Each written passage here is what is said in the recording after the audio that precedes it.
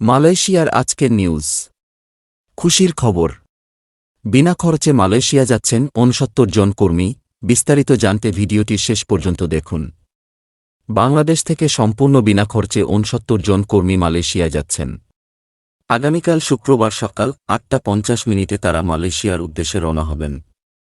Recruiting agency catharsis ইন্টারন্যাশনালের মাধ্যমে এই কর্মীগুলো মালয়েশিয়ায় যাচ্ছেন। আজ বৃহস্পতিবার ৫ ফেব্রুয়ারি রাজধানীর ইস্কাটনে অবস্থিত প্রবাসী কল্যাণ ভবনের বিজয় শাক ১ হলে মালয়েশিয়াগামী কর্মীদের বিএমইটির স্মার্ট কার্ড হস্তান্তর অনুষ্ঠানে এসব তথ্য জানান ক্যাথারসিস ইন্টারন্যাশনালের স্বত্বাধিকারী রুহুল আমিন স্বপন।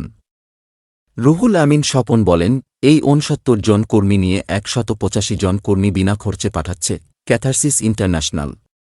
এর আগে ৩ ব্যাচে ১১৬ জন কর্মী মালয়েশিয়ায় গেছেন।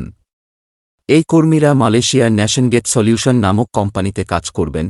তিনি আরও বলেন, আইএলও ফেয়ার রিক্রুটমেন্ট ইনিশিয়েটিভের আলোকে উচ্চ অভিবাসন ব্যয় রোধে কিছু আন্তর্জাতিক কোম্পানি জিরো কস্ট মাইগ্রেশন পদ্ধতিতে কর্মী নিয়োগে সম্মত হয়েছে। এক্ষেত্রে বিদেশগামী কর্মীর পাসপোর্ট থেকে শুরু করে বিমান টিকিট পর্যন্ত সকল খরচ নিয়োগকর্তা বহন করবে। মালয়েশিয়ায় যাওয়ার পর বাংলাদেশি কর্মীর ইমিগ্রেশন ফি, ভিসা ফি, স্বাস্থ্য পরীক্ষা, ইন্স্যুরেন্স ও বাসস্থানসহ সব খরচ মালয়েশিয়ার নিয়োগকর্তা বহন করবেন।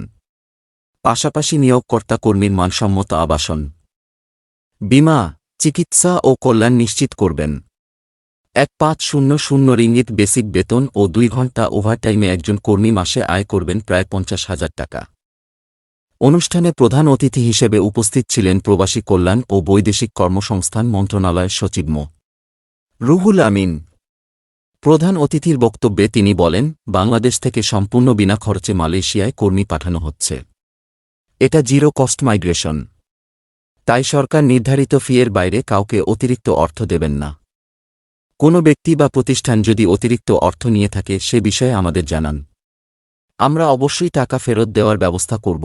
তিনি আরও বলেন, আমরা যখন জিরো মাইগ্রেশনে কর্মী পাঠাই তখন আমাদের কাছে আরেকটি অভিযোগ আসে যে আমাদের কর্মীরা কোম্পানি ছেড়ে চলে যায়। এখন আপনাদেরকে যেই প্রতিষ্ঠান পুরো খরচ বহন করে নিয়ে গেল সেই প্রতিষ্ঠানে যদি আপনারা কাজ না করেন তখন এর ক্ষতি কিন্তু প্রতিষ্ঠানকে বহন করতে হয়। তখন আর ওই প্রতিষ্ঠানটি কর্মী নিতে চায় না। তো আপনারা যদি কাজ না করেন তখন এই পদ্ধতির মাধ্যমে আর অন্যান্য কর্মীরা যেতে পারবেন না। এতে শুধু কর্মীদের ক্ষতি হবে না, দেশেরও ক্ষতি হবে। তাই এই ক্ষতিরোধে সকলকে একসঙ্গে কাজ করতে হবে। অনুষ্ঠানে আরও উপস্থিত ছিলেন Bangladesh overseas employment and services লিমিটেডের বোয়েসেল ব্যবস্থাপনা পরিচালক ড. Mallik Anwar Hossain, Bangladesh association of international recruiting এজেন্সির বায়রা মহাসচিব আলী হায়দার চৌধুরী ও ওয়েস আর্নার্স কল্যাণ বোর্ডের মহাপরিচালক মো. হামিদুর রহমান।